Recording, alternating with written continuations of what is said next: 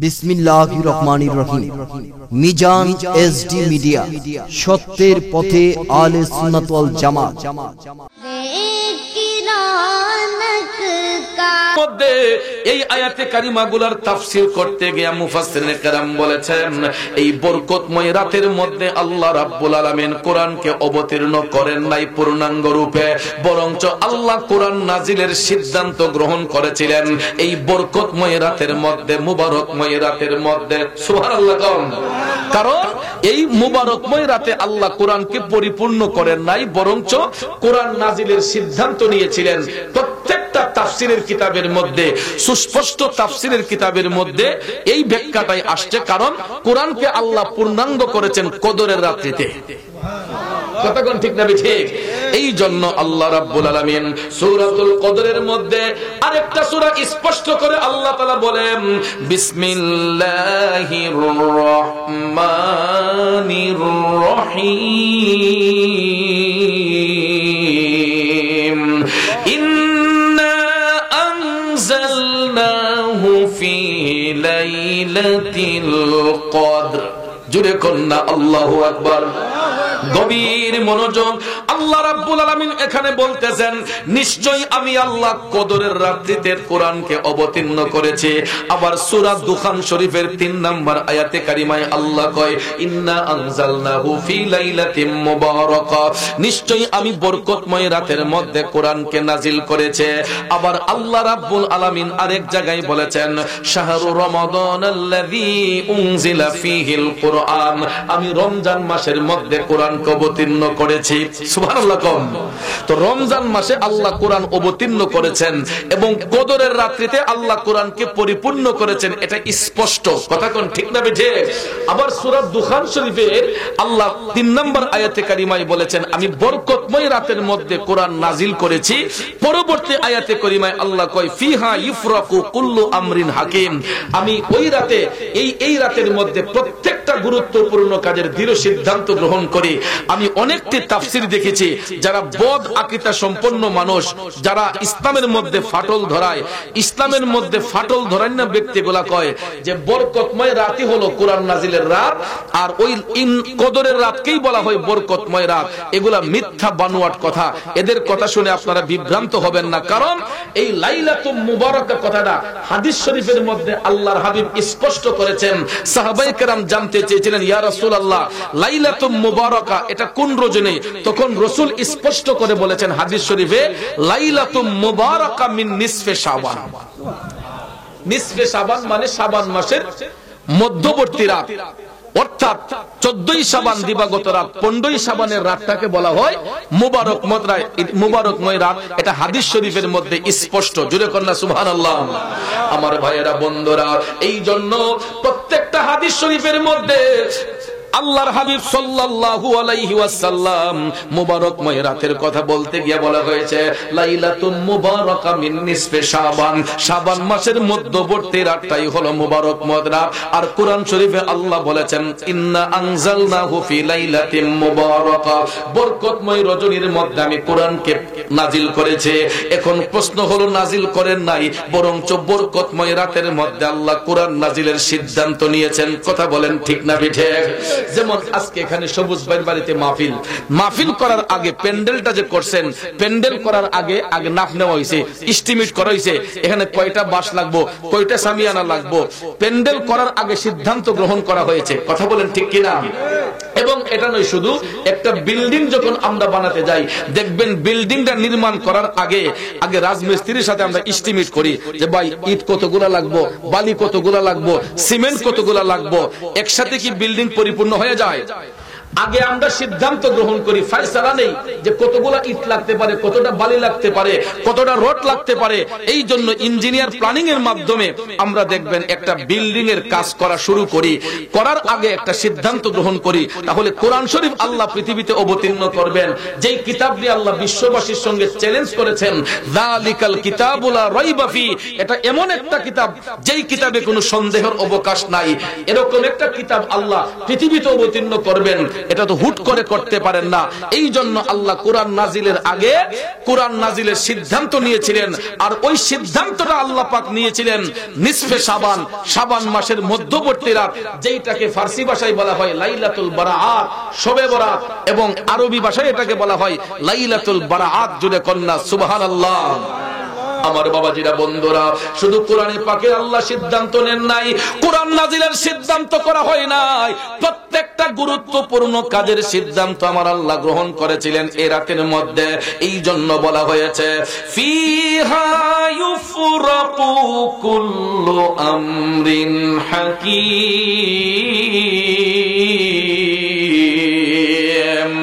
এই রাতের মধ্যে আল্লাহ প্রত্যেকটা গুরুত্বপূর্ণ কাজের ফয়সালা গ্রহণ করেন, দৃঢ় প্রতিজ্ঞা গ্রহণ করেন। শুধু তাই নয় আমার বাবারে, হাদিস শরীফের দিকে নজর করলে আমরা দেখতে পাই শাবান মাসের মধ্যবর্তী রাতে আল্লাহর হাবিব সাল্লাল্লাহু আলাইহি ওয়াসাল্লাম হুজরা শরীফের ভিতরে নাই, আম্মা জান আয়েশা সিদ্দিকা রাদিয়াল্লাহু তাআলা আনহা ইরশাদ করেন, আমি নিসফে শাবান, শাবানের মধ্যবর্তী রাতে মায়ান নবী দয়ার নবীকে হুজরা শরীফের মধ্যে পাই নাই। হঠাৎ করে রাত গভীরে আমি দেখি দয়াল নবীর বিছানা মুবারক খালি, নবী বিছানার মধ্যে নাই। আম্মা জান আয়েশা সিদ্দিকা ভাবতেছেন নবী কোথায় গেলেন। তিনি মনে মনে ধারণা করলেন নবী হয়তো অন্য কোন বিবির ঘরে আরামে চলে গেছেন। সুবহানাল্লাহ করুন। আম্মা জান আয়েশা সিদ্দিকা বুঝতেই পারেন নাই যে রাসূল কোথায় গেলেন। তিনি যখন দেখছেন রাতের বেলা রাসূল হুজরা শরীফের মধ্যে নাই, এমন সময় ভাইয়েরা আমার, বন্ধুরা আমার, আম্মা জান আয়েশা সিদ্দিকা ধারণা করলেন রাসূল হয়তো অন্য কোন বিবির ঘরে আরাম করতেছেন। তিনি এটা সিদ্ধান্ত করে অনেকক্ষণ হয়ে গেল, রাসূল তো হুজরা শরীফে আসছেন না। আম্মা জান আয়েশা সিদ্দিকা ভাবলেন রাসূল কোথায় গেলেন। হঠাৎ করে তিনি রাতের বেলা দেখতেছেন আকাশটা পরিষ্কার। এই যে শাবান মাসে লাইলাতুল বারাতের রজনীতে আপনারা দেখবেন অনেক সময় আকাশটা পরিষ্কার থাকে, চাঁদনি রাতে আলোটা দেখতে একদম দিনের আলোর মতো মনে হয়, ঠিক না ঠিক? আমার ভাইয়েরা, বন্ধুরা, এই ভাগ্যের রজনীতে অনেকে এটারে বাত্তির চানও কয়। আমরা দেশের মধ্যে অনেকে এটারে বাত্তির চান কয়। কেন কয় জানেননি? বাত্তির চান অর্থাৎ এই মাসে, শাবান মাসে এমন ভাবে চাঁদনিটা উঠে, জ্যোৎস্না ছড়ায়, যেন দিনের আলোর মতো মনে হয়। এই জন্য ভাইয়ারা আমার, বন্ধুরা আমার, আল্লাহর হাবিব সাল্লাল্লাহু আলাইহি ওয়াসাল্লাম হুজরা শরীফে নাই। অনেকক্ষণ পরে আম্মা জান আয়েশা সিদ্দিকা রাদিয়াল্লাহু তাআলা আনহা হুজরা শরীফের দরজার মধ্যে দাঁড়াইয়া তিনি যখন বাকিয়া গেটের দিকে যখন দাঁড়াইলেন, তখন তিনি দেখতেছেন আল্লাহর হাবিব সাল্লাল্লাহু আলাইহি ওয়াসাল্লাম জান্নাতুল বাকিয়ার মধ্যে উম্মতের কবর মোবারক জিয়ারত করতেছেন। আজকে তো জিয়ারতের বিরুদ্ধে অনেকে ফতোয়া মারে, কথা কোন ঠিক না ঠিক? কবর জিয়ারত শিরিক, মাজার জিয়ারত শিরিক, বেদাত, এরকম ফতোয়া অনেক মোল্লা মুন্সিরা দিতেছে। অথচ দেখেন এখান থেকে দলিল নিয়ে যান আম্মা জান আয়েশা সিদ্দিকা রাদিয়াল্লাহু তাআলা আনহা হুজরা শরীফের দরজার মধ্যে কম তাকানোর পরে নবী আসছেন না। হঠাৎ করে তিনি তাকায়া দেখেন রাতের আকাশটা পরিষ্কার, লক্ষ লক্ষ তারকারাজি আকাশের মধ্যে মিটমিট করে জ্বলতেছে। জ্যোৎস্না রাতের আলোটা দিনের আলোকে হার মানাচ্ছে। হঠাৎ করে আম্মা জান আয়েশা সিদ্দিকা রাদিয়াল্লাহু তাআলা আনহা দেখতে পান আল্লাহর নবী জান্নাতুল বাকিয়ার মধ্যে সাহাবায়ে কেরামের মাজার জিয়ারত করে, কবর জিয়ারত করে। দয়াল নবী হাত মুবারক উত্তোলন করে মাওলার দরবারে ফরিয়াদ করতেছেন। হঠাৎ করে আম্মা জান আয়েশা সিদ্দিকা রাদিয়াল্লাহু তাআলা আনহা লক্ষ্য করে দেখতেছেন আমার নবীর চোখের পানি মুবারক গোলা টপ টপ করে পড়তেছে। তখন দয়াল নবী যখন জিয়ারত শেষ করে হুজরা শরীফের মধ্যে আসলেন, আম্মা জান আয়েশা সিদ্দিকা রাদিয়াল্লাহু তাআলা আনহা আমার নবীর কদম মুবারকে চুম্বন দিলেন। দিয়া তিনি বলতেছেন, নবী গো, ইয়া রাসূলুল্লাহ, আপনি যখন হুজরা শরীফের মধ্যে ছিলেন না, আমি ধারণা করেছিলাম হয়তো আপনি অন্য কোন বিবির ঘরে আরামে গিয়েছেন। ইয়া রাসূলুল্লাহ, আমারে ক্ষমা করেন, আমি লক্ষ্য করে দেখেছি আপনি অন্য কোন বিবির ঘরে যান নাই। নবী গো, এই সুন্দর একটা রাতে আপনি জান্নাতুল বাকিয়াতে আপনার উম্মতের কবর জিয়ারত করে কান্না করতেছেন। আল্লাহর নবী তখন ডাক দিয়ে বলতেছেন, আয়েশা, ও প্রাণের আয়েশা, তুমি কি জানো না আজকের এই রাতটা কিসের রাত? আরো জোরে কন্যা সুবহানাল্লাহ। আল্লাহর নবী সরাসরি বলতেছেন, আয়েশা, তুমি কি জানো না আজকের এই রাতটা কিসের রাত? তখন আম্মা জান আয়েশা সিদ্দিকা বলেন আল্লাহু আ'লামু, আল্লাহ তাআলা ভালো জানেন, ওয়ালির রাসূল এবং আল্লাহর রাসূল ভালো জানেন। আল্লাহর নবী তখন মুস্কি মুস্কি হেসে বলতেছেন, আয়েশা রে, আজকের এই রাত হচ্ছে লাইলাতুল বারাআত, সুবহানাল্লাহ, এটা ভাগ্যের রজনী, এটা পুণ্যের রজনী। তখন আম্মা জান আয়েশা সিদ্দিকা রাদিয়াল্লাহু তাআলা আনহা ডাক দিয়া কয়, নবী গো, এই ভাগ্যর রজনীতে কি হয়? তখন দয়াল নবী বলতেছেন, আয়েশা, বনু কালব গোত্রের বকরির গায়ে যত পশম রয়েছে, বনু কালব, কলবি নয়, বনু কালব গোত্র, বনু কালব গোত্রের বকরির গায়ে যতগুলা পশম রয়েছে, এর চাইতে অধিক হারে এই রাতে আল্লাহ তাআলা আমার উম্মতের গুনাহ ক্ষমা করে। এই জন্য দেখবেন এই শাবান মাস আসলে আমরা দোল বেঁধে আমরা কবরবাসীর কবর জিয়ারত করতে যাই। কথা এখন ঠিক না? প্রতিনিয়ত জিয়ারত করবেন, কিন্তু শাবান মাসের মধ্যে আমরা একটু বেশি বেশি করে কবর জিয়ারত করি। কেননা এই হাদিস শরীফের নিরিখে আমরা শাবান মাসের মধ্যবর্তী রাত যখন আসে, আমি আপনাদের এলাকায় কিভাবে করেন জানি না, আমাদের এলাকায় পুরো গ্রামবাসী মিলে হয়তো আমরা রাতের কোনো একটা সময়ে, না হলে বাদ আসর, আসরের পরে মাগরিবের পূর্ব মুহূর্তে আমাদের গ্রামবাসীরা মিলে, আমরা সবাই মিলে ওই দিন আমাদের চাকরিজীবী ব্যবসায়ী যারা আছে সবাই এলাকার মধ্যে চলে আসে কবর জিয়ারতের জন্য। সুবহানাল্লাহ। আর হাদিস শরীফের মধ্যে রাসূল এই রাত সম্পর্কে বলেছেন, লাইলাতুম মুবারাকা মিন নিসফে শাবান, শাবান মাসের মধ্যবর্তী রাতটাই হলো বরকতময় রাত। আর এটাকে স্পষ্ট করে নবী বলেছেন, এই শাবান মাসের মধ্যবর্তী রাত এটা হলো লাইলাতুল বারাআত। ভাইয়ারা আমার, বন্ধুরা আমার, এটা ভাগ্যের রজনী, এটা পুণ্যের রজনী। কারণ এই রাত আসলে আল্লাহ রাব্বুল আলামিন প্রত্যেকটা গুরুত্বপূর্ণ কাজের দৃঢ় সিদ্ধান্ত গ্রহণ করেন। আমাদের পার্লামেন্টও দেখবেন জুন মাস যখন আসে তখন দেখবেন একটা বাজেট ঘোষণা হয়, ঠিক না বেঠিক? জুন মাস যখন আসে রাষ্ট্রীয় বাজেট ঘোষণা করা হয়, প্রতি বছরে একবার বাজেট ঘোষণা হয়। ভাইয়েরা আমার, বন্ধুরা আমার, এরকম ভাবে প্রত্যেকটা সেক্টরে দেখবেন বাজেট ঘোষণা হওয়ার পরে কোন জায়গায় কোন বরাদ্দটা দিতে হবে এটা আমরা রাষ্ট্রীয়ভাবে রাষ্ট্রীয় তহবিল থেকে জায়গায় জায়গায় সেটিং করা হয়। কথা কোন ঠিক না বেঠিক? তো লাইলাতুল মুবারাকা এটা এমন একটা রজনী, যেই রজনীতে আল্লাহ রাব্বুল আলামিন প্রত্যেকটা গুরুত্বপূর্ণ কাজের দৃঢ় প্রতিজ্ঞা গ্রহণ করেন, হায়াতের লিপিবদ্ধ করেন, কার মৃত্যু হবে এটা লিপিবদ্ধ করেন, কার হায়াত কতদিন থাকবে আল্লাহ তাআলা এটা ফেরেশতাদেরকে দিয়ে ডায়েরিভুক্ত করেন এবং ভাগ্যের ফয়সালা করেন। মোট কথা প্রত্যেকটা গুরুত্বপূর্ণ কাজের দৃঢ় প্রতিজ্ঞা গ্রহণ করেন আল্লাহ এই নিসফে শাবান, শাবান মাসের মধ্যবর্তী রাতে। এই জন্য ভাইয়ের আমার, ওই রাতে আল্লাহ রাব্বুল আলামিন প্রথম আসমানে অবতরণ হয়ে রহমতের ফেরেশতা দিয়ে বান্দাদেরকে আহ্বান করে, কে আছো আমার কাছে অভাবগ্রস্ত, তোমরা আমি আল্লাহর কাছে চাও, আমি তোমাদের অভাব দূর করে দেব। এই রকম ভাবে আমার ভাইয়েরা, আল্লাহ রাব্বুল আলামিন প্রথম আসমানে অবতরণ হইয়া ফেরেশতাদের মাধ্যমে বান্দাদেরকে আহ্বান করে, আমার বান্দারা কে কোথায় আছো রে, কারা ঋণগ্রস্ত আছো, আমি মওলার দরবারে ফরিয়াদ করে আমি তোমাদের ঋণ পরিশোধ করে দেব। কারা তোমরা অভাবগ্রস্ত, আমি তোমাদের অভাব দূর করে দেব। কে আছো মা বাবার অবাধ্য সন্তান, তোমরা আমার কাছে ক্ষমা চাও, আমি তোমাদেরকে ক্ষমা করে দেব, তোমরা মা বাবার বাধ্য হয়ে যাও। এই জন্য ভাইয়েরা আমার, বন্ধুরা, ফজরের আগ মুহূর্ত পর্যন্ত, সুবহে সাদেক পর্যন্ত আমার আল্লাহ নিসফে শাবানে প্রথম আসমানে অবতরণ হইয়া বান্দাদেরকে আহ্বান করে, কে আছো ক্ষমা প্রার্থী, ক্ষমা চাও, আমি তোমাদেরকে ক্ষমা করে দেব।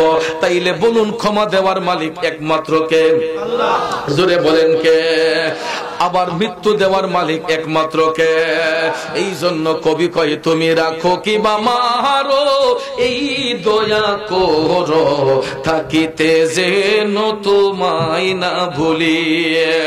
বন্ধুরা আমার, বাবাজিরা, যেই সমস্ত ভাইয়েরা শবে বরাতের বিরুদ্ধে কথা বলে, এরা দেখবেন অলিদের বিরুদ্ধে কথা বলে, এরা নবীর বিরুদ্ধে কথা বলে, এরা ইসলাম নিয়ে ছিনিমিনি করেন, ঠিক কিনা বলেন? এই সুফিজমকে নষ্ট করার জন্য, ইসলামকে কুলুষিত করার জন্য এক শ্রেণীর লোক এই সমাজের মধ্যে, এরা আয়েশা শুধু নবীর শান ও আজমত কমাইবার জন্য এরা উপচে পড়ে লেগে থাকে। আপনারা বলেন, পৃথিবীর সবাই মিলে যদি নবীর ইজ্জত কমাইতে চায়, পারবে?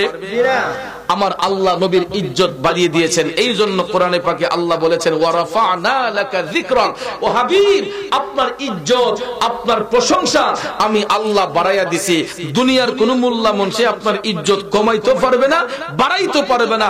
নবীর ইজ্জত, নবীর প্রশংসা বাড়িয়েছেন কে?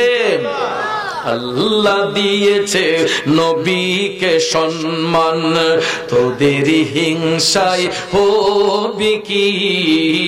আল্লাহ দিয়েছে নবীকে সম্মান। কথা বলেন ঠিক কিনা? আমার যুবক ভাইয়েরা, বন্ধুরা, এই জন্য আপনারা লক্ষ্য করে দেখবেন, একজন সুফিবাদী বিশ্বাসী, একজন তরিকত প্রেমিক মানুষ কোনোদিন শবে বরাতের বিরুদ্ধে কথা বলে না। একজন তরিকত প্রেমিক মানুষ কোনোদিন শবে মেরাজের বিরুদ্ধে কথা বলে না। ওই রাতের বিরুদ্ধে কথা বলে এক শ্রেণীর লোক, যাদের অন্তরে নবীর মহব্বত নাই, যাদের অন্তরে আল্লাহর ভয় নাই, যারা ইসলামের মধ্যে ফাটল ধরায়, যারা মানুষদেরকে বিভ্রান্ত করতে চায়। ওই সমস্ত ভাইয়েরা মিথ্যা মিথ্যা কথা বইলা মানুষদেরকে পাপের দিকে নিয়ে যেতে চায়। এই জন্য আপনাদেরকে বিনয়ের সহিত বলবো, ওই সমস্ত লোকদের কথায় কোনো কান দিবেন না। আমাদের অতি নিকটে লাইলাতুল বারাত, নিসফে শাবান, শাবান মাসের মধ্যবর্তী রাত।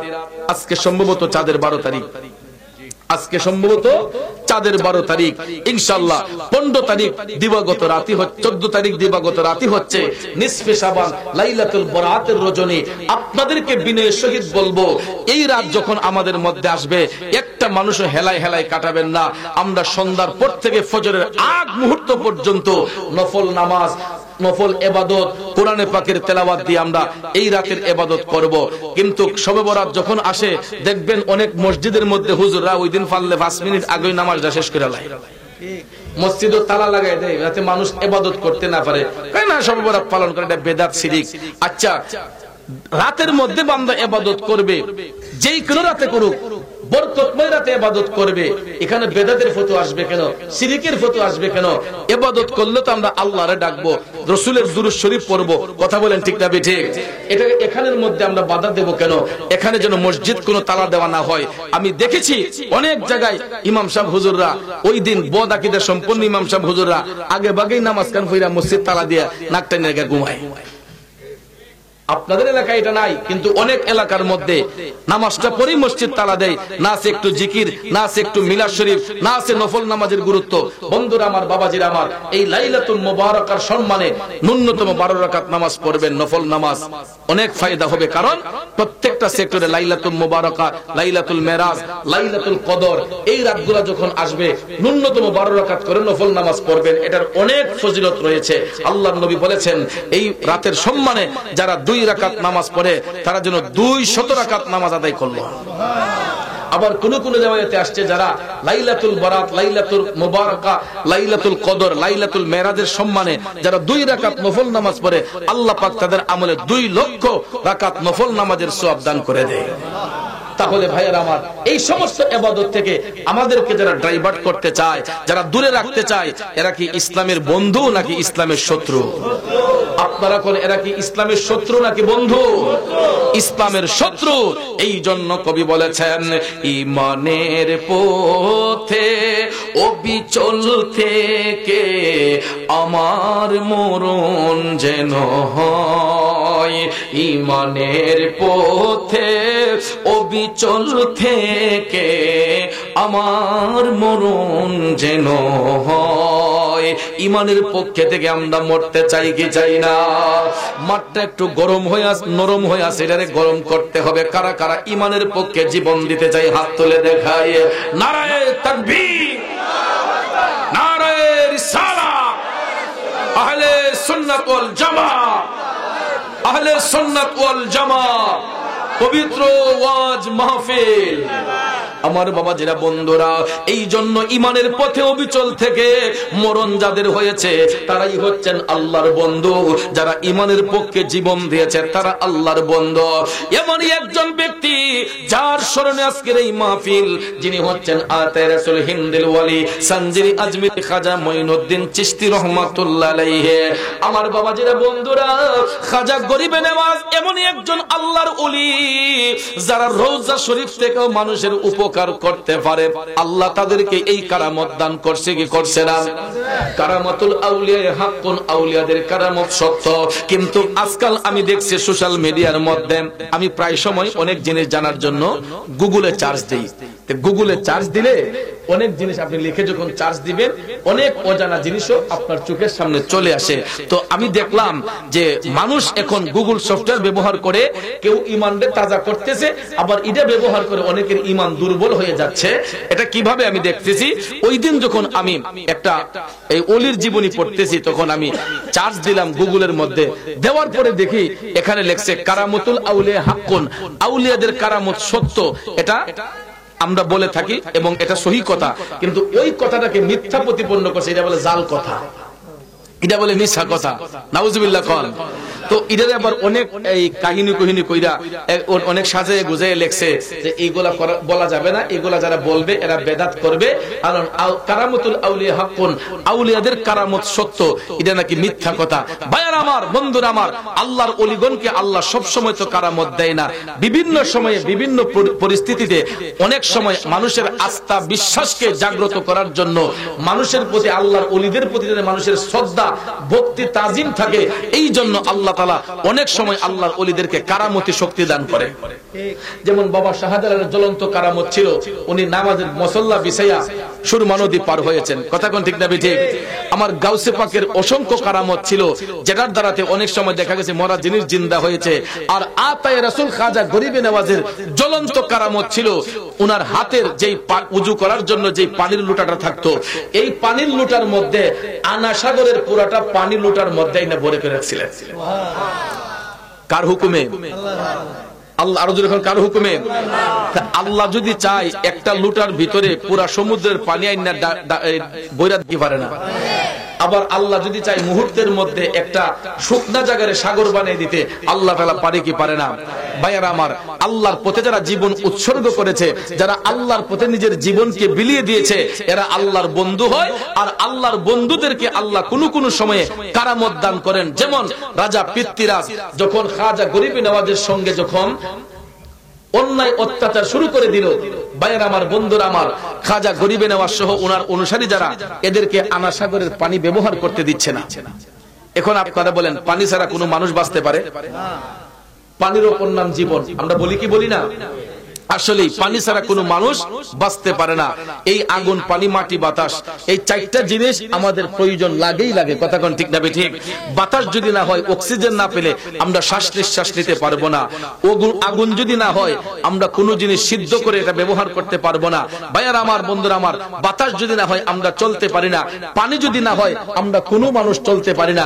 এই জন্য আব, আতশ, খাক, বাত, আগুন, পানি, মাটি, বাতাস, এই চারটা লতিফা আমাদের দেহের মধ্যে সবার বিরাজমান। কথা কোন ঠিক না ঠিক? আব, আতশ, খাক, বাত, এটা সমস্ত আদম সন্তানের মধ্যে বিরাজমান। কারণ আমরা যে চলতেছি, এটা কিসের সাহায্যে চলতেছি? আমাদের দেহটা যে চলতেছে, এটা বাতাসের সাহায্যে চলতেছে। কথা কোন ঠিক না ঠিক? বাতাস আমাদেরকে চতুর্দিকে ঝাঁপ দিয়ে রাখছে। এই জন্য বাতাসের কারণে বেলুন যেরকম আকাশের মধ্যে হেলে দুলে, আমরা একটা বেলুনের মতো নই। মানুষগুলো কি এক ধরনের বেলুনই মনে করেন। আমাদের চতুর্দিকে বাতাস আমাদেরকে ঘিরে রেখেছে। আর না হলে একটু সময় যদি বাতাস বন্ধ হয়ে যায়, মানুষ শ্বাসকষ্ট হয়ে মরে যাবে। এমন ক্ষেপণাস্ত্র এখন বানানো হয়েছে, একটা ক্ষেপণাস্ত্র যদি একটা এলাকায় মারে, তাহলে ওই এলাকার অক্সিজেন সবগুলো একদম শূন্য করে ফেলে। কিছু কিছু বোমা এমন ভাবে বের হয়েছে, ক্ষেপণাস্ত্র বের হয়েছে, এইগুলা যেমন ইউক্রেন, রাশিয়াতে এই যে এতগুলো মানুষ মারা গেল, কিসের কারণে? এই ক্ষেপণাস্ত্রগুলা মারার কারণে অক্সিজেন শূন্য হয়ে গেছে, এই জন্য শ্বাসকষ্ট হয়ে অনেক মানুষ মারা গেছে। তাহলে চিন্তা করে দেখেন, বাতাস কি জিনিস। এমনও জিনিস আবিষ্কার হয়ে গেছে, বিজ্ঞানীরা করছে, এই ক্ষেপণাস্ত্রগুলা যদি এক জায়গার মধ্যে ছাইরা দেয়, তাহলে কয়েকটা এলাকা একদম অক্সিজেন শূন্য হয়ে যায়। এটা বাস্ট হওয়ার সাথে সাথে অক্সিজেন গুলা সব গিয়ে জমা হয়ে যায়, তখন মানুষ শ্বাসকষ্ট হয়ে মারা যায়। তাহলে ভাইয়ার আমার, আমরাও চলতেছি একটা বাতাসের সাহায্যে। কথা কোন ঠিক না ঠিক?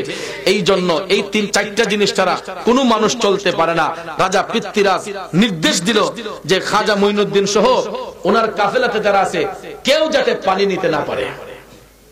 এখন বলেন, পানি ছাড়া কোনো মানুষ বাঁচতে পারে? আমার বাবাজিরা, বন্ধুরা, আল্লাহর ওলি আতায়ে রাসূল হিন্দেল ওয়ালি খাজা মঈনুদ্দিন চিশতি আজমিরি রহমাতুল্লাহ আলাইহি ওই আনা সাগর থেকে একটা লোটা পানি আনলেন। একটা লোটা পানি যখন আনলেন, খাজা গরিবে নেওয়াজকে টর্চারিং করা হলো। হঠাৎ করে আল্লাহ রাব্বুল আলামিন বলতেছেন, মঈনুদ্দিন আপনি আরেকটা লোটা পানি উঠান।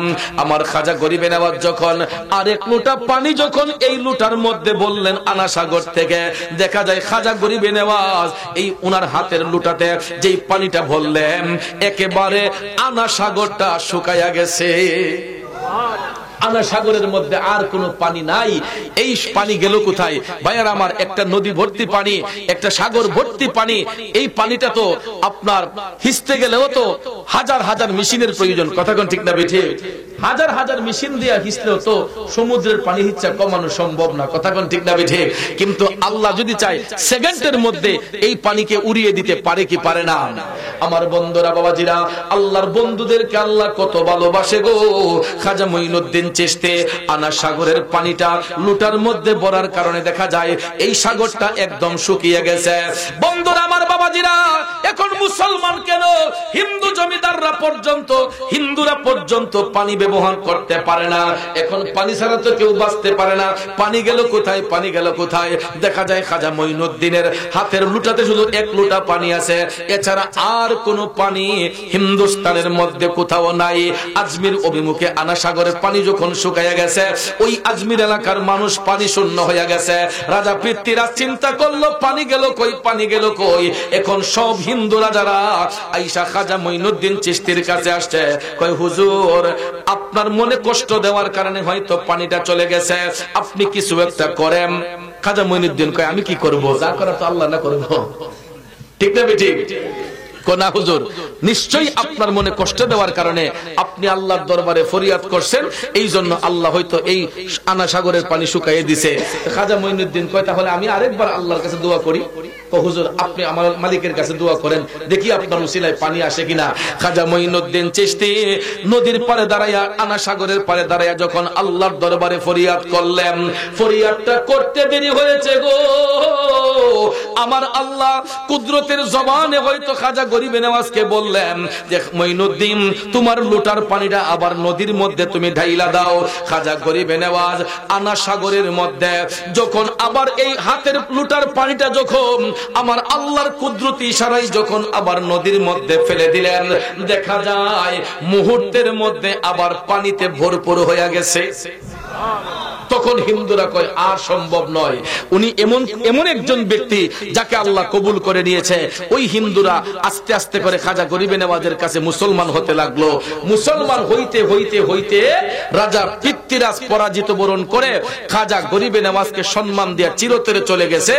আর খাজা গরিবে নেওয়াজের উসিলায় ভারতবর্ষে ৯৯ লক্ষ হিন্দু মুসলমান হয়েছে। আরো জোরে কইতেন না সুবহানাল্লাহ? আমি আপনি কয়জন হিন্দুরে মুসলমান বানাইলাম এই পর্যন্ত বলেন আপনারা? আমরা মুসলমানরা একজনে কয়জন হিন্দুরে মুসলমান বানাইতে পারছি? আমরা পারি নাই। বরঞ্চ কি পারছি? আল্লাহর ওলিদেরকে নিয়ে বদনাম করতে পারছি, আল্লাহর ওলিদের গীবত ছড়াইতে পেরেছি। কিন্তু খাজা গরিবে নেওয়াজ এমন একজন আল্লাহর ওলি যার উসিলায় ভারতবর্ষে ৯৯ লক্ষ হিন্দু মুসলমান হয়েছে। বর্তমানেও খাজা গরিবে নেওয়াজের উসিলায় ভারতবর্ষে ৪০ কোটির উপরে মুসলমান বাস করতেছে। সুবহানাল্লাহ বলবেন না? ৪০ কোটির উপরে মুসলমান ভারতবর্ষে খাজা বাবার উসিলায় এখন পর্যন্ত বসবাস করতেছে। তাহলে ভাইয়ার আমার, আল্লাহর ওলিরা আল্লাহর প্রতিনিধি, আল্লাহ তাদেরকে মায়া করে, এতে কোনো সন্দেহ আসেনি? আরো জোরে করে আসেনি? এই জন্য আমার বাবাজিরা, বন্ধুরা, কবি চমৎকার করে বলেছেন, ওরে নয়নে নয়নে রাখিব রে খাজা তোমায় পাইলে, নয়নে নয়নে রাখিব, নয়নে নয়নে রাখিব। আল্লাহর ওলিদেরকে কেন নয়নে রাখবো? আল্লাহর ওলিগণ মানুষের সুখে দুঃখে পাশে থাকে, সুসময়ে থাকে না, ও সময়ে আল্লাহর ওলিদেরকে পাওয়া যায়। কিন্তু আমাদের সমাজের মধ্যে সুসময়ে পাওয়া যায়, ও সময়ে অনেকরে পাওয়া যায় না। কিন্তু আল্লাহর ওলি যারা হয় এরা সুখের সময় সাথী হয়, দুঃখের সময় সাথী হয়, ঠিক না বেঠি? আর আমরা মুরিদ যত ইতাল রই, ফির সাহেবের কাছে যতদিন বালা তখন যায় ওদ্দিনই বালা। আর যদি একটু বিপদে পড়ে কয় হিসাব ধরে কাম হইছে না, ঠিক না বেঠি? আর যদি ব্যবসা একটু লাভ হইছে, একটু উন্নত হইছে, কয় না আমার হিসাবের কামে লই। আর যদি দেখে ব্যবসার মধ্যে একটু লস হয়ে গেছে গা, কয় না ও কোনো কাম হইছে না, বেটা দর্শিলাম ঠিক হই, কাম হইছে না। তো হিসাব কি মানুষের বোধ লাভের লেগে ধরে?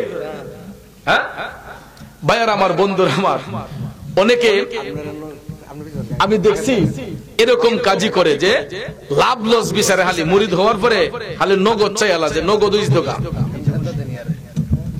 আলহামদুলিল্লাহ কারি মাসুক ভাই আবার আসছেন, ইনশাআল্লাহ জিকির হবে। আমি তো এখানে আসলে এই মাহফিলটা একটা জিকিরের মাহফিল, কথা কোন ঠিক না বেঠি? এখানে অল্প কিছু কথা বলবো, তারপরে আমরা জিকির করব। কি মেজান, কেমন আছো?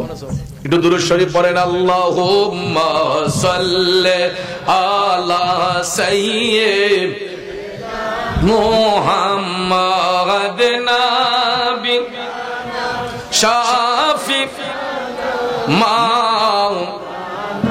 মুহাম্মাদ নাবি শাফি মা। যেটা বলতে চেয়েছিলাম, দেখবেন সময় যখন ভালো থাকে এই সময় ফিরের কাছে দেওয়া যায় না। ব্যবসা যখন ভালো থাকে ফির সাহেবের দ্বারা দেওয়া যায় না। যখন বিপদ হয়ে যায় দইরা ফির সাহেবের বাড়ি, বাজান বিপদ হয়ে রয়েছি গা, বাজান আমার ই গেছে গা, সেই গেছে গা, আমার জিলিয়ে সমস্যা, ফুতলিয়ে সমস্যা, সমস্যা হইলেই ফির সাহেবের কাম লাগে। আর যখন ভালো সময় যায় তখন ফির সাহেব কেডা? কথা কোন ঠিক না ঠিক? আমাদের দেশের মধ্যে এই অবস্থাটা, বিপদে পড়লই ডাক্তারের কাম লাগে, কবিরাজের কাম লাগে, ফির সাহেবের কাম লাগে, বিপদ শেষ আর 12 বছর একদিন ফিরের বাড়ি না গেল আমরা মনে করি সারে আমার তো সময় ভালোই যাইতেছে। এমন হচ্ছে আমাদের পরিস্থিতি। বাবাজিরা আমার, আল্লাহর ওলি যারা হয় এরা শুধু মুরিদের সুদিনেই দাঁড়ায় থাকে না, ও মানে দুর্দিনেও দাঁড়ায় থাকে। কথা কোন ঠিক না ঠিক? আল্লাহর ওলিগণ সুসময়ে অসময়ে সর্বাবস্থায় আল্লাহর দরবারে তার ভক্ত অনুরাগীদের জন্য মালিকের দরবারে ফরিয়াদ করে, আল্লাহ আমার ভক্ত মুরিদ যে যেখানে আছে আল্লাহ সবাইরে আপন আপন জায়গায় সহি সালামতে রাখো, মুসিবত থাকলে উদ্ধার কইরো। এটা বুজুর্গানে কেরামের আকীদা। আমিও অনেক মাহফিলে যেখানেই দোয়া করি আমি সব সময় আল্লাহর কাছে ডাকি, আল্লাহ বাংলাদেশ ও দেশ বিদেশে আমার যত ভক্তবৃন্দ মুরিদান যে যেখানে আছে সবাইরে আপন আপন জায়গায় সহি সালামতে রাখো, অন্যান্য তরিকার ভাই বোনদের হেফাজত কইরো, মুসিবত থাকলে উদ্ধার কইরো। এই ফরিয়াদটা আমিও করি, বুজুর্গানে কেরামদেরকে ফলো করে। কারণ আল্লাহর বুজুর্গ যারা হয় এরা সুখে দুঃখে উভয় অবস্থায় তারা আল্লাহর দরবারে গুনাহ মাফের জন্য ফরিয়াদ করে। কথা কোন ঠিক না বেঠি? তো খাজা গরিবে নওয়াজ তিনি যখন দুনিয়া ছেড়ে বেসাল হয়ে গেল, হিন্দুস্তানের মধ্যে খাজা গরিবে নওয়াজ রওজা শরীফের মধ্যে আরাম করছেন। তো আমরা তো অনেকে মনে করি যে বেটা মইরা গেছে আর পাওয়ার কিতা। কিন্তু শুনেন, যারা দিনদার, যারা মুত্তাকি, যারা ইমানদার বুজুর্গানে কেরাম ওফাতের পরে আল্লাহ রাব্বুল আলামিন তাদের কারামতি শক্তি দ্বারা 70 গুণ বাড়াইয়া দেয়। দুনিয়াতে থাকতে যেমন থাকে ওফাতের পরে 70 গুণ বেশি আল্লাহ পাক বাড়াইয়া দেয়। তো এই জন্য খাজা গরিবে নওয়াজ হিন্দুস্তানের মধ্যে আজমির শরীফে যখন আরামে চলে গেছেন, রওজা শরীফে চলে গেছেন, এমন সময় ভাইয়ার আমার, বন্ধুরা আমার, একজন লোক সে খাজা গরিবে নওয়াজের মহব্বতে কয়, আমি শুনেছি কেউ ফিরে না খালি হাতে খাজা গরিবে নওয়াজের দরবারে। আমি একটা গরিব মানুষ, ওই ভদ্রলোক তার একটা উপযুক্ত মেয়েকে বিবাহ দিবে। হিন্দুস্তানের আজমির শরীফের অভিমুখে একজন ভদ্রলোক তার মেয়েকে বিবাহ দিবে। 500 রুপির জন্য সে আটকে গেছে। কয়শো রুপি? 500 টাকার জন্য মেয়ের বিবাহ কাজ সমাপ্ত করতে পারছে না। অনেকের কাছে গিয়ে হাত পাততেছে, আমারে কিছু টাকা ধার দেন। ওগুলি হালি কয় 20 খাইবার বসো নাই, হালি কয় টাকা নাই। আসলে এটা এখন পর্যন্ত আছে। আমরা ইসলাম যেটাকে বৈধ করেছে কর্জায় হাসানা। আমি গিয়ে যদি এখন একজন কাছে কর্জা চাই, ভাই আমার 1 লাখ টাকা কর্জা দেন, কব ভাই এমন হালি কোনো সময়ই না, ঠিক না বেটি? অথচ ব্যাংক ভর্তি টাকা আছে, যে ভাই এমন হালি কোনো সময়ই না, একটা টেহা নাই, আপনাকে কর্জায় হাসানা দেয় না। কিন্তু যখন বলবেন ভাই লাভের উপরে কিছু টেহা দেন জীবনী, তখন দেখবেন লাখ লাখ টাকা দিতে পারে, আর সমস্যা নাই, ঠিক না বেটি? তো ভাইয়ের আমার, এরকম সমস্যাটা আগেও ছিল, এখনো আছে, যে বিপদের সময় কেউ কারো সঙ্গী হয় না। 500 টাকার জন্য ভদ্রলোক তার মেয়ের বিবাহের কাজ সমাপ্ত করতে পারছে না। অনেকেই বলতেছে আমাকে কিছু টাকা ধার দিবেন, খালি কয় নাই নাই। শেষ পর্যায়ে লোকটা যখন অসহায় হয়ে গেছে, কয় আমি শুনছি খাজা গরিবে নওয়াজের দরবারে গেলে কেউ খালি হাতে ফিরে না, ওইখানে গেলে হয়তো আমার টাকার ব্যবস্থা খাজা গরিবে নওয়াজের উসিলায় আল্লাহ কইরা দিতে পারে। সুবহানাল্লাহ। আমার আল্লাহ তার বন্ধুদের উসিলায় বান্দার মনের আশা পূরণ করে দিতে পারে কি পারে না? বুক ভরা স্বপ্ন নিয়ে গরিব মানুষটা হিন্দুস্তানে খাজা গরিবে নওয়াজের দরবারের মধ্যে আসলো। আয়েশা প্রথম দিনই জিয়ারত করলো। জিয়ারত কইরা খাজা গরিবে নওয়াজের দরবারে অবস্থান করে সময় কাটাচ্ছে। বাজান আমার, সময় যাইতেছে, যাইতে যাইতে যাইতে রাত যখন পার হইয়া যাচ্ছে, দেখা যায় লোকটা খাজা গরিবে নওয়াজের দরবার আইসা মুরাকাবা করতেছে, মুশাহাদা করতেছে, কিন্তু খাজা গরিবে নওয়াজের কোনো দিদার পায় না, সাক্ষাৎ পায় না। একদিন চলে গেল, লোকটা কই কি তারে শুনলাম কেউ ফিরে না খালি হাতে খাজার দরবারে, তো আমি যাইলাম, খাজা গরিবে নওয়াজের দিদারটা একবারও পাইলাম না, তাহলে কি খাজার দরবারে আয়া দিয়ে আমার কোনো লাভ হইতেছে না। পরের দিন কয় যাক আজকে একটু ডাক্কা দেখি। সেখানে সে আবারও মুরাকাবা মুশাহাদা করতেছে, মৌলার জিকির করতেছে, যে কেউ ফিরে না খালি হাতে খাজা বাবার দরবারে। দেখা যায় দ্বিতীয় দিন চলে গেল, ওই দিনও তার ডাকে কোনো সারা শব্দ হয় না, খাজা গরিবে নওয়াজের কোনো দিদার পাচ্ছে না। এরকম একদিন, 2 দিন, 3 দিন করার পরে 4 দিনের বেলা কয় দত্তরি খাজা, এমন খাজা আমার লাগতো না, এত করে ডাকতেছি। সে বলে গরিবের বন্ধু খাজা, আমি 3 দিন ধরে ডাকতেছি, তার ডাকের মধ্যে কোনো সারা শব্দ নাই, তাহলে এই খাজার আমার দরকার নাই, যা তোর মতো খাজা আমার লাগতো না। এইরকম তিরস্কার দিয়া তার হাতের মধ্যে একটা চাবুক আছিল, খাজা গরিবে নওয়াজের মাজার শরীফের উপরে ঠাস ঠাস করে 3 বাড়ি মেরে দিছে। নাউজুবিল্লাহ। খাজা গরিবে নওয়াজের মাজার শরীফের উপরে ঠাস ঠাস করে 3টা বাড়ি মাইরা কই তোর মতো খাজা আমার লাগবে না। এই বলে যখন রাস্তা দিয়া বের হইয়া গেছে গো, খাজা গরিবে নওয়াজের দরবার থেকে বের হইয়া যাওয়ার সময় হঠাৎ করে দেখা যায় আউলা কেশে পাগল বেশে একজন পাগল ফেরারি বেশে ওই ভদ্রলোকরে ডাকতেছে, হে আল্লাহর বান্দা এদিকে আসো, এদিকে তুমি একটু আসো। কই কি ব্যাপার? পাগলে ঢাকে রে গেছে। কই 500 টাকার জন্য তোমার মেয়ের বিবাহের কাজ সমাপ্ত হইতেছে না? না। এখন তো এই লোক অবাক হয়ে গেছে, আরে আমার মেয়ের বিয়ার জন্য 500 টাকার প্রয়োজন, 500 রুপির প্রয়োজন, এই পাগলা জানে কেমনে? সুবহানাল্লাহ। জীবন ভাইয়ার আমার, লোকটা তো এখন অবাক হয়ে গেল, 500 রুপির জন্য আমার মেয়ের বিবাহ দিতে পারছি না, এই রাস্তার পাগলে জানে কেমনে? আব্বারে, তখন লোকটা ডাক দিয়া বলতেছে, হে আল্লাহর পাগল, আমি যে 500 টাকার জন্য মেয়ে বিবাহ দিতে পারছি না, তুমি জানো কেমনে? কয় আমার জানতে হবে না, আমার আল্লাহ জানাইছে, নেও 500 টাকার জন্য যে মেয়ের বিবাহের কাজ আটকা পড়ে থাকে, তোমার 500 টাকা তুমি নিয়ে যাও, নেও তোমার মেয়ের বিবাহের কাজ সমাপ্ত করো। ইডা বইলা যখন আল্লাহর ওলি মজ্জুব পাগল যখন চলে যাইতেছে, এমন সময় ওই ব্যক্তিটা, ওই আল্লাহর বান্দা ওই ব্যক্তির সালার মধ্যে ধরছে, কাপড়ের মধ্যে আস্তিনে ধইরা যখন টান দিছে, এই আপনি বইলা যান কে আপনি? বলতেই দেখা যায় গায়ের কাপড়টা সরে গেছে। গায়ের কাপড়টা যখন সরে গেছে, সালাটা যখন সরে গেছে, দেখা যায় ওই রাস্তার পাগল যিনি সুরত ধারণ কইরা আসছে, দেখা যায় ওনার পিঠের মধ্যে 3টা বাড়ির আঘাত একদম লাল হয়ে আছে। 3টা বাড়ির আঘাত লাল হয়ে ফুলে আছে। তখন ভদ্রলোক ডাক দিয়া কয়, আল্লাহর বান্দা, কার এত বড় সাহস তোমার মতো একজন মহান ব্যক্তির পিঠের মধ্যে আঘাত দিয়েছে? তখন ওই ব্যক্তিটা বলতেছে, একটু আগে একজন লোক আমার সাথে রাগ কইরা আমার পিঠে 3টা বাড়ি দিয়ে আসছে। কোয়ার সাথে সাথেই এই পাগল উদো হয়ে গেছে, রূহের জগতে আবার চলে গেছে। সুবহানাল্লাহ। এখন তো ওই ব্যক্তিটা ভাবতেছে কে সেই লোকটা হতে পারে, একটু আগে তার পিঠে 3টা বাড়ি দিছে। তখন ভাবতে ভাবতে ভাবতে ওই লোকটা একদম আউলা কেশে পাগল বেশে, সেও পাগলের মতো হয়ে গেছে। তখন তে বলতেছে যে আমি তো বাড়ি দিয়ে আসছি খাজা গরিবে নওয়াজের মাজারের উপরে, আসলে তো বাড়িটা খাজা গরিবে নওয়াজের পিঠের মধ্যে পড়ছে। এ বন্ধুরা আমার, বাবাজিরা, আল্লাহর ওলি যারা হয় এরা জিন্দা এদের কবরটাকে আল্লাহ নূরের মহল বানায়া দেয়। এই জন্য মুমিন ব্যক্তিদের কবরটা নূরের মহল হয়ে যায়। আজমির শরীফে হিন্দের সুলতান, হিন্দের রাজা খাজা গরিবে নওয়াজ, তিনি জিন্দা না মরাম? আরো জোরে কোন জিন্দা না মরাম? তখন ভাইয়ের আমার ওই ব্যক্তিটা, ওই আল্লাহর বান্দা একটা দৌড় দিয়া গেছে আবার খাজা গরিবে নওয়াজের মাজার শরীফে, কই আমার মেয়ের বিবাহ হইলে হইব, না হইলে নাই, যতক্ষণ আমি খাজার দেখা না পাইব আমি আর কোনোদিন বাড়িতে যাব না। তখন ওই ব্যক্তি আবার মাজার শরীফে যাইয়া অনুতপ্ত হইয়া মুরাকাবা করতেছে, মুশাহাদা করতেছে, করতে করতে করতে গো একদিন, 2 দিন, 3 দিন পার হইয়া গেল, খাজা গরিবে নওয়াজের কোনো দিদার নাই, কোনো সাক্ষাৎ নাই। 4 দিনের বেলায় আল্লাহর ডাক দিয়া কয়, আল্লাহ যতক্ষণ তোমার বন্ধু খাজার দেখা না পাইব ততক্ষণ পর্যন্ত আমি আর দরবারে খাজা ছেড়ে যাব না।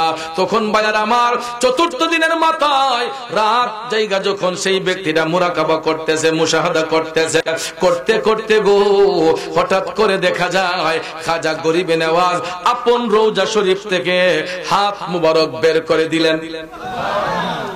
এ আল্লাহর বান্দা,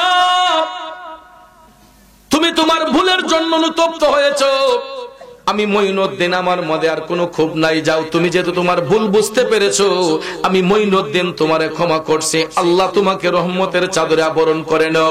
এই বলিয়া খাজা বাবা যখন সাক্ষাৎ দিলেন, দিদার করলেন, তখন বললেন, যাও তাড়াতাড়ি বাড়িতে যাইয়া তোমার মেয়ের বিবাহের কাজ সমাপ্ত করো। এখন দেখা যায় সত্যি সত্যি ওই আল্লাহর বান্দা খাজা গরিবে নওয়াজের দিদার পাইয়া 500 রুপি হাতের মধ্যে নিয়া বাড়িতে যাইয়া তার মেয়ের কাজ সমাপ্ত করিয়া আবার ওই ব্যক্তিটা খাজা গরিবে নওয়াজের দরবারের মধ্যে চলে আসছে। আসার পরে এমন ভাবে আল্লাহর ওলির সেবার মধ্যে নিয়োজিত হয়ে গেল, সেবা করতে করতে গো খাজা গরিবে নওয়াজের দরবার শরীফে তার শেষ নিঃশ্বাস ত্যাগ করেছে। তার গোটা জীবনটা খাজা গরিবে নওয়াজের প্রেমে কাটাইয়া দিছে। এই জন্য কবি কয়, ওরে যাহার দনে হইলাম দনি, যাহার মানে হইলাম মানি, যাহার গুণে হইলাম গুণী, প্রাণে বিশ্বাস রয়া আমার, মুর্শিদ আমার রংমহলে আগ ধুয়ারে পারাদার, তাই তো আমি শুইয়া থাকি সংবাদ লই না দুনিয়ার। কথা বলেন ঠিক কিনা? আমার ভাইয়েরা, মুর্শিদ প্রেমে ফানা হয়ে গেল ওই লোকটা। খাজা গরিবে নওয়াজের প্রেমে পাগল হওয়ার কারণে আল্লাহ রাব্বুল আলামিন খাজা বাবার উসিলায় তাকেও বন্ধু রূপে গ্রহণ কইরা নিছে। আজ পর্যন্ত লক্ষ লক্ষ মানুষ খাজার প্রেমে পাগল হইয়া খাজা গরিবে নওয়াজের মোহব্বতে মাহফিলের আয়োজন করে। এইরকম একটা পাগল কালগড়ার গ্রামের মধ্যে পয়দা হয়েছে আমার বন্ধু বর জনাব সবুজ মিয়া ভাই। কথা বলেন ঠিক না বেঠিক? সবুজ ভাই একটা খাজা বাবার প্রেমিক। এরকম ভাবে যতটা প্রেমিক আমি দেখেছি, নবীনগরে একজন প্রেমিক আমার ভাই, আরো হাজার হাজার প্রেমিক আছে। বাঞ্চারামপুরে আরেকজন ভাই আছে খাজা গরিবে নওয়াজের প্রেমে পাগল। উনি মডার্ন ডায়াগনস্টিক সেন্টারের, ডিজিটাল সেন্টারের স্বত্বাধিকারী আমার ভাই। ওনার নামটা জানি কি বলে লাইছি।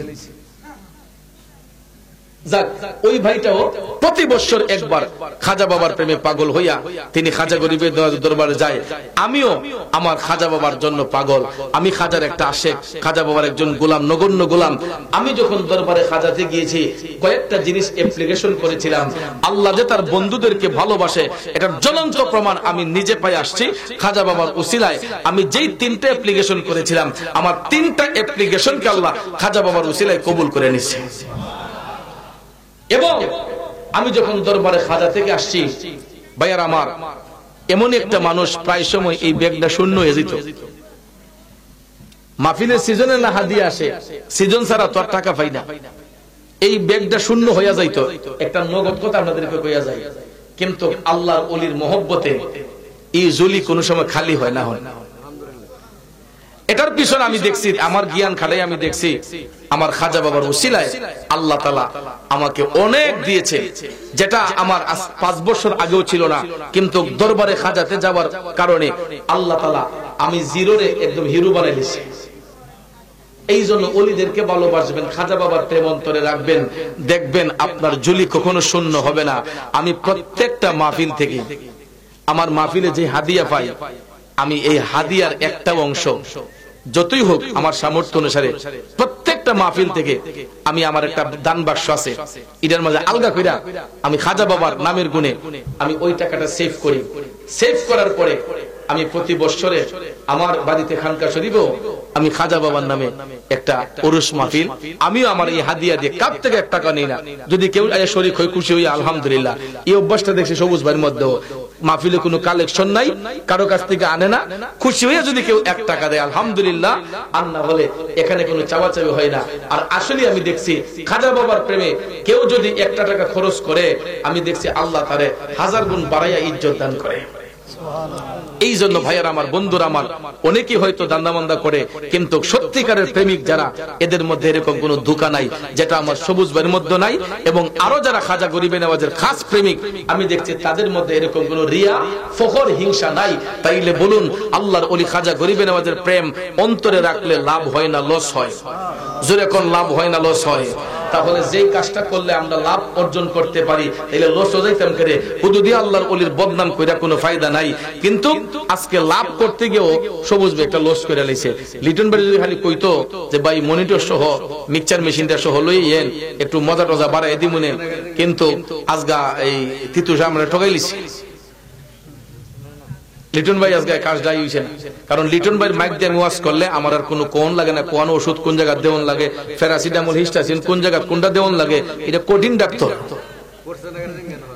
ডাক্তার বললেন কঠিন ডাক্তার, সব ওষুধ জানে, বক্তার গলাটা কোন জায়গা তাইলে সেটিং হয়, কোন সুরটা ভালো হয়, এটা আমার লিটন ভাই সহ আমার বাতিজা হৃদয়, লিটন ভাইয়ের ছেলে, এগুলো আমারে অন্তত মানে মহব্বত করে, আমিও ভালোবাসি লিটন ভাইরে। কিন্তু আজকা সাউন্ডটা মনে হয় সবুজ ভাই মনে কইছে যে অতটা ভিতরে দিলাই, হ্যাঁ এর লেগা ওই আব্দুল্লাহ করছে নাকি কোন কেরামতি করছে আজকে লিটন ভাই জানে। মাল কিন্তু অভাব নাই দোকানো, সাউন্ড আলহামদুলিল্লাহ যথেষ্ট সুন্দর সাউন্ড। তিতুসা মাইক সার্ভিস, সুরের জগতে অনন্য নাম তিতুসা, নাকি? আমি প্রতিদিন অ্যাডভাইস করি, মারহাবা কোন না ওই সিন অ্যাডভাইসটা অতলা করার পরে যদি আওয়াজটা ভালো না করে, তাইলে এই দুঃখ কারে কইতাম করেন। কালকে কইলাম অ্যাডভাইসটা দিয়েছি, তো ভাইয়েরা আমার এটা একটু মজা করি আর কি, কষ্ট পাইছেন আপনারা? ইডি কইলে অনেকে একটু আনন্দ পায় আর কি।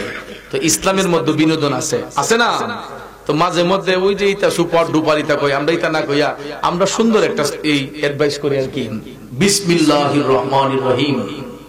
সুপ্রিয় ভাই ও বন্ধুগণ, সাউন্ডের জগতে অনন্য নাম তিতুসা মাইক সাউন্ড সিস্টেম, প্রোভাইডার জনাব লিটন মিয়া,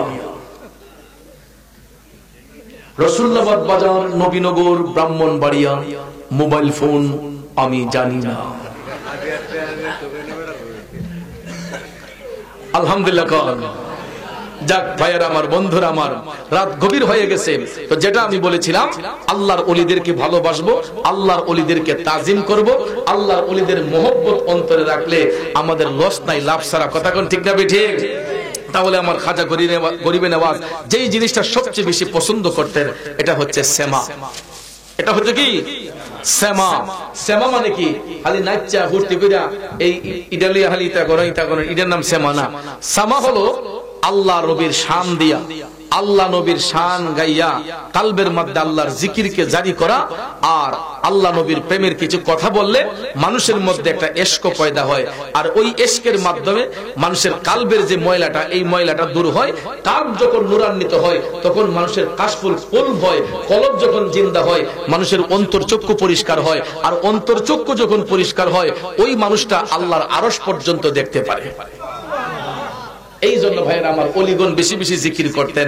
তাহলে জিকির একটা উত্তম ইবাদত। আমি তো কালকে 2 মাহফিলে দাওয়াত করে আইছি যে আজকে যাইয়েন কাল গড়া দেখেন জিকির কত প্রকার ও কি কি করতে রাজি আছেন সবাই? আল্লাহ কবুল করুক, সবাই বলেন আমিন। আইন কোমরের বাদ বেদনা একটু দূর করে আগে নবীর সালাম দিয়া ফেরেশতাকে সালাম দিই।